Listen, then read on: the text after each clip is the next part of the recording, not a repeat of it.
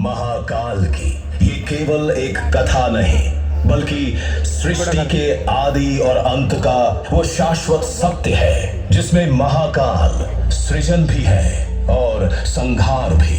प्रकाश, ध्वनि और दृश्यों के संगम से महाकाल की सर्वशक्तिमान उपस्थिति हर हृदय में स्पंदित होगी।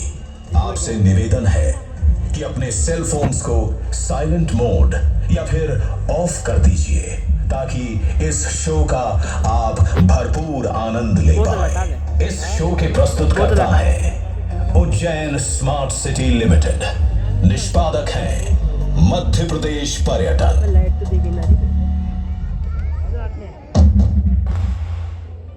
ओ भाई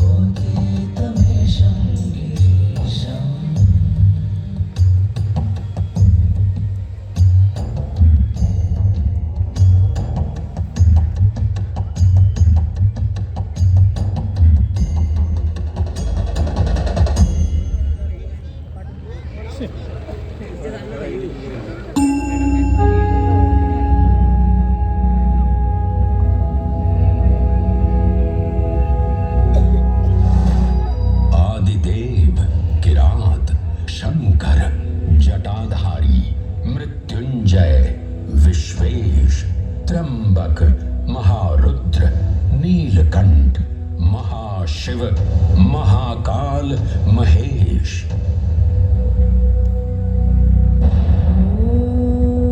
महाकाल जिनके उद्गम से उत्पन्न होती सृष्टि की लय,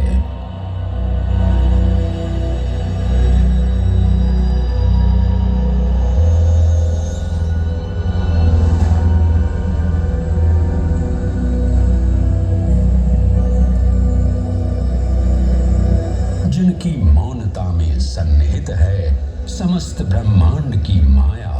इन महान देव को नमन करने से पूर्व आइए वंदन करें उस रूप को जो स्वयं शिव से पहले पूजित होते हैं, श्री गोपू बालेश्वर। जब एक 5 वर्षीय बालक ने राजा चंद्रसेन को अपनी अमूल्य मणि की रक्षा हेतु महाकाल की उपासना में लीन देखा तो वो भी भक्ति में तल्लीन हो गया। माँ के बार बार बुलाने के बावजूद वो अपनी पूजा में एकाग्र रहा। उसकी श्रद्धा से प्रसन्न होकर भगवान शिव स्वयं उसके घर लिंग के रूप में प्रकट हुए।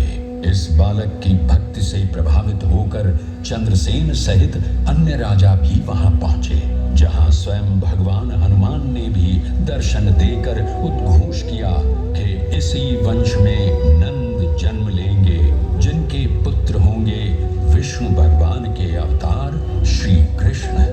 ये परंपरा न केवल बाल भक्ति की प्रतीक है बल्कि गुरु शिष्य परंपरा, तांत्रिक साधनाओं और क्रमिक पूजन की विधियों से भी जुड़ी है। मंदिर परिसर में स्थित एक छोटा मंदिर श्री गोपू बालेश्वर महादेव मंदिर आज भी इस घटना की स्मृति को संजोए हुए है। महाकाल जो हर परमाणु और कोशिका में है, हर पल हर क्षण में। महाकाल जो है इस महानगर उज्जैन और नदी क्षिप्रा के कण कण में। आइए सुने उसी पावन नदी क्षिप्रा से महादेव की अद्भुत गाथा।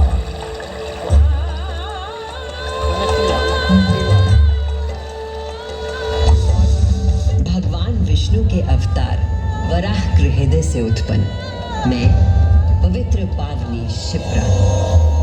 उद्गम तो मेरा श्री हरि के हृदय से हुआ, पर मैं प्रवाहित हो रही हूँ महाकाल के चरणों में।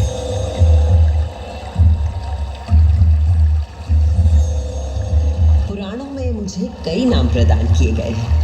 जबरधनी, पापधनी, अमृत संभला और शिप्रा। वर्तमान कथा का प्रवाह आरंभ करने से पूर्व यह आवश्यक है कि मैं आप सभी को अपने उद्गम की उस दिव्य गाथा से अवगत कराऊं, जिसे जानकर आप अचंभित हो जाओगे। मेरा उद्गम ऋषि अत्रि से जुड़ा है।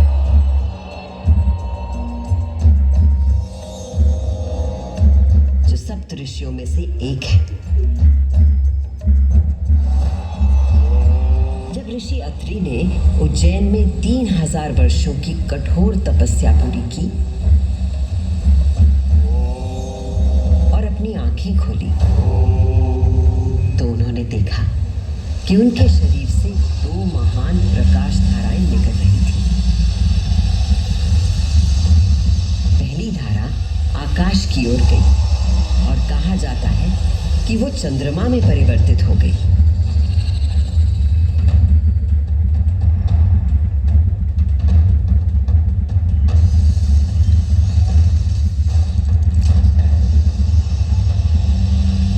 और दूसरी प्रकाश धारा पृथ्वी की ओर गई और उसने मेरा रूप धारण कर लिया।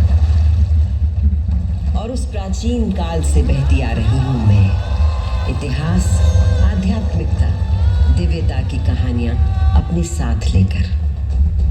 कहानियां महाकाल की, जो विश्व का आदि और अंत है, जीवन का आरंभ और समापन जिनकी इच्छा से होता है, जो इस विश्व की निस्तब्धता और ध्वनि दोनों है।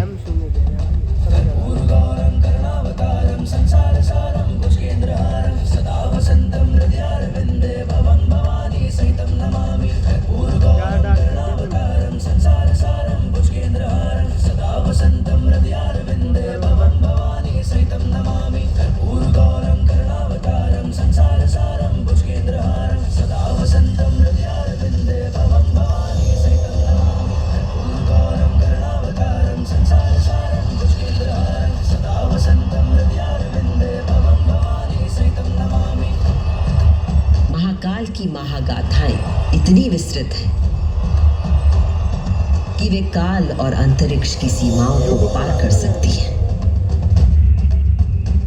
और आज मैं आपको इन कथाओं का केवल एक संक्षिप्त अंश प्रस्तुत करूंगी, केवल कुछ चुनिंदा मोती। समस्त सृष्टि महाकाल की